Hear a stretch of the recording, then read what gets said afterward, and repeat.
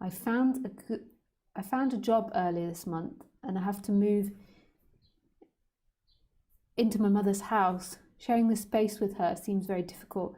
I see myself being very rude and sometimes mean to her because I don't like her energies. I would like to have more space to accept her as she is, and I see my behaviour arrogant and may hurt her. If you have any advice, thank you for the talk, and good Nacht. Good Nacht. Good Nabend.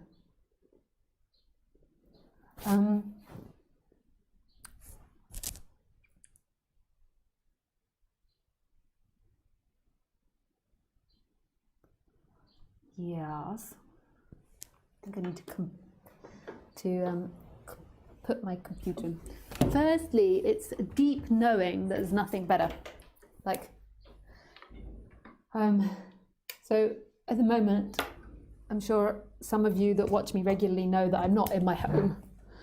I got trapped in a different country. I live in France, and I got sort of, you know, with the corona, with that thing that I can't talk about on YouTube, with the thingy thing that we're all experiencing at the moment.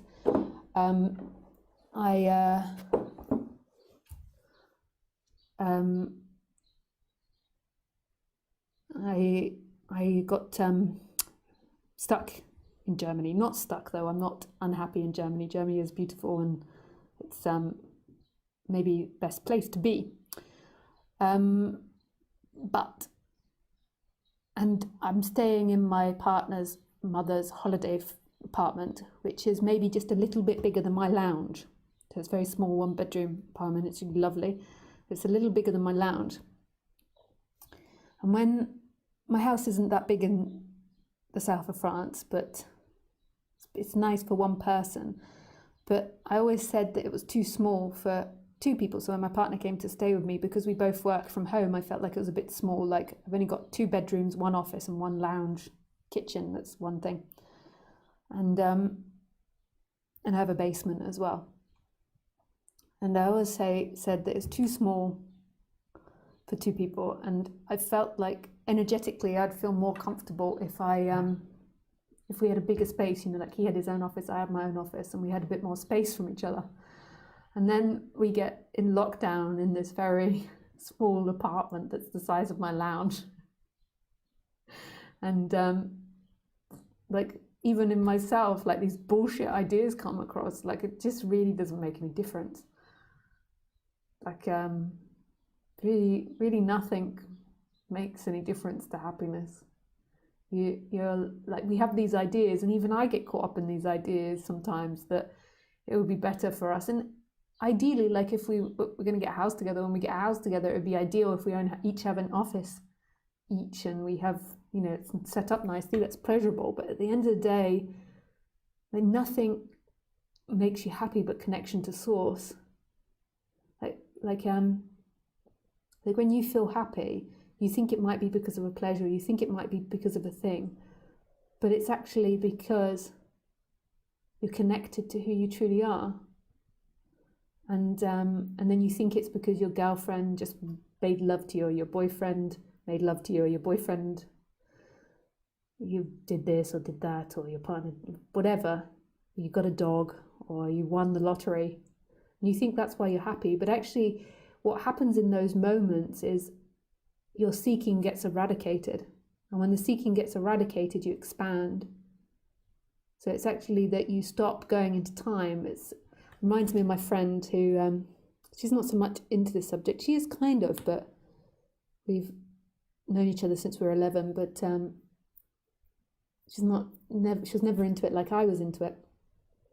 And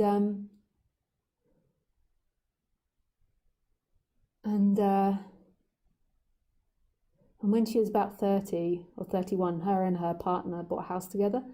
She had this like spontaneous awakening. She was sitting in the house and she just thought, I've got everything I ever wanted. And then in that, all the seeking disappeared. And then she called me up and she was like, I think I know what you're talking about. Like, she just had this massive awakening and felt and was expanded and was everything. And so we always think that it's pleasure, you know, like having a bigger apartment or whatever it is. And it never is whatever you think it is or isn't. So you think that your suffering comes from living with your mum, but it's not actually. It's just that your mum triggers pain in you, and then in that you believe that pain is taking away your freedom. It's not. It's all bullshit. It's so funny. Like I, you know how I say that all my karmas are, like old karmas are coming out, and like the space thing has always been something throughout my life. I remember as a kid always telling my best friends, like even when I'm like 7 years old, I'm like, I need more space. It's always been my thing. And then I'm in lockdown. I'm not sure if I'm allowed to say that word either. I don't know if I'm sure you guys are familiar with it. I'm not being all conspiracy, but if you say certain things on YouTube, then they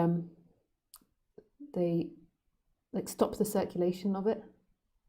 And it seems that they're doing that for what's happening to us in our society at the moment. So not to everyone, maybe just to some, maybe, I don't know. But I know there is some people that it's happening to. It's not just myself. So I can't mention these words. It's amazing that they can even figure out it, or like have these algorithms to figure it out. Maybe they can even detect that I'm telling you now. So it's amazing that I get in this situation, and that I'm in the smallest apartment I've been in since ever. I don't think I've lived in house shares before where you just have your bedroom, but the houses were always bigger than this. So yeah, you don't need anything. It's exactly the same as when I'm in my house in the south of France. It makes no difference. And even after all my experiences, like it slips in that thought, oh, I need a bigger house, or we need a bigger house if we're going to live together. It's all not true. So with your mum, it's not your mum, it's just your pain body gets triggered. And you feel like she's taking something away from you, and then annoyance and anger comes up. Psychologically, there could be games that you're playing with each other, like passive-aggressive games, or maybe she wants a lot of attention from you or whatever. And you can look at that on the human level, like you can explore the chakras of that. But on the ultimate level, it's not taking anything away from you. Nothing ever is. Your freedom is. It's so radical, this message.